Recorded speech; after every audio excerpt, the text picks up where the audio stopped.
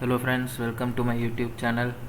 So today we are going to see about the the CentOS 7 installation. So let's get started. So just opening this my virtual box. Okay, so here already CentOS 6 is installed. So now I'm clicking on new, going to give a name CentOS 7. Click on next, 1 GB RAM. Next, and 10 GB of hard disk size.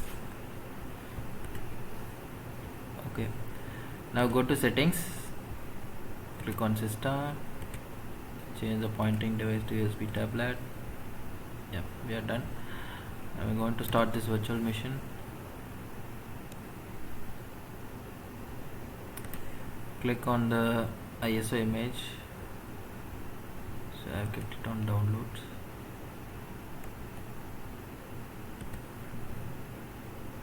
Let me put it in the list view. Okay, so we have CentOS 7 here. Click on start.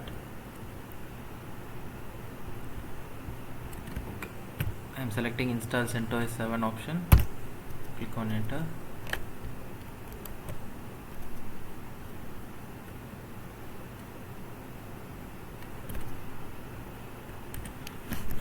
Also in today's session I am going to show you how we can remotely access once we install this OS, right? So we can actually take a remote session through this putty tool. See, I have installed it here. Okay, so this is the link where you can download a putty. Okay, so you can download that putty and save it on your system. Once installation is done, so what we can do is we can remotely take this server through the command prompt. Okay, so let's continue. Choose the language option, English. Now go to date and time. So we have to configure each and everything now. Click on Asia, Kolkata.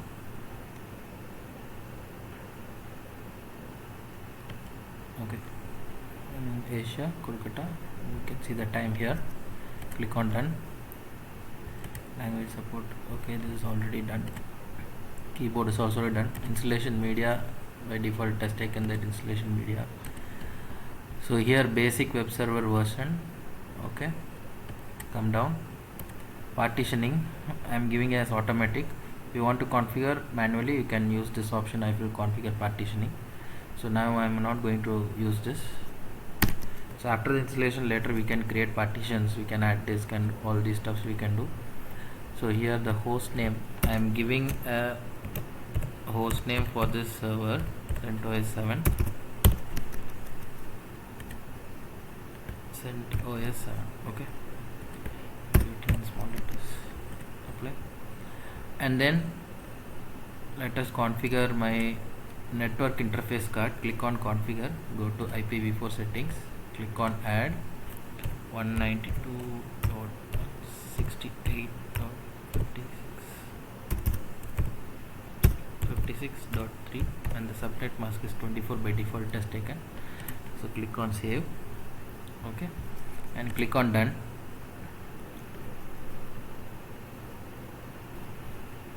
The interface name is ENP0S3. Okay, so you can use advanced options also. We can select the advanced options. IPv6, it is automatic, maybe we can ignore it, it's not required, so we use only the IPv4 setting. If there is any proxy, then we can mention all these things.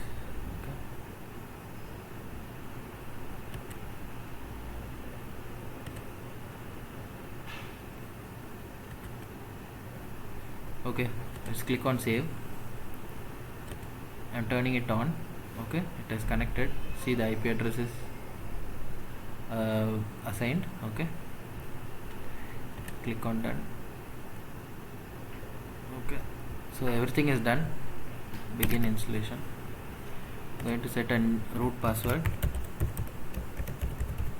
that is the administrative password.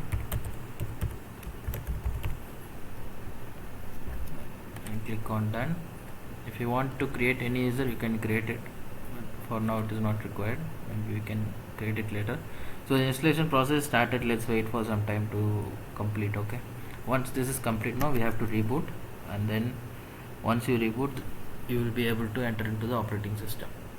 That's it, the installation will be completed then. So let's wait for the packages to get installed. Okay, so 494 packages are there, so let's wait. Okay, the installation is completed, so we are going to reboot this machine. So let's click on reboot.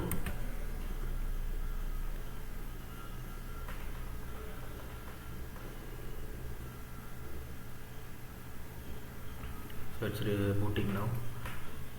So we have only one kernel, so let us click on enter.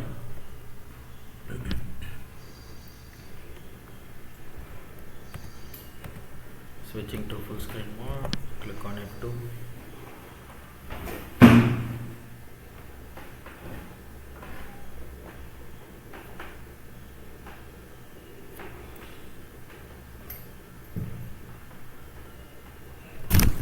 Okay, now we got the login prompt, so let us log in. Root.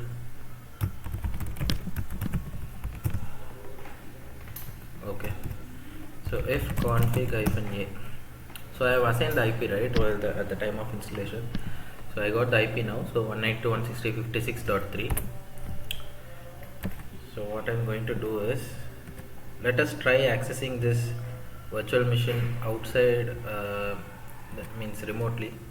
So what I'm going to do is, let me put this IP.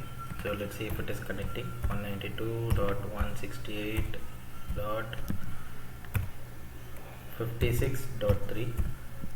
But before doing this, previously in our one of the old video, we found that we have to update the network. Click on preferences, go to network. I'm sorry, not here. Click on network, go to network settings, and here we have to select host only adapter. Click OK. So the setting is updated. So now let's try to access. See, we are able to access. So now click on root.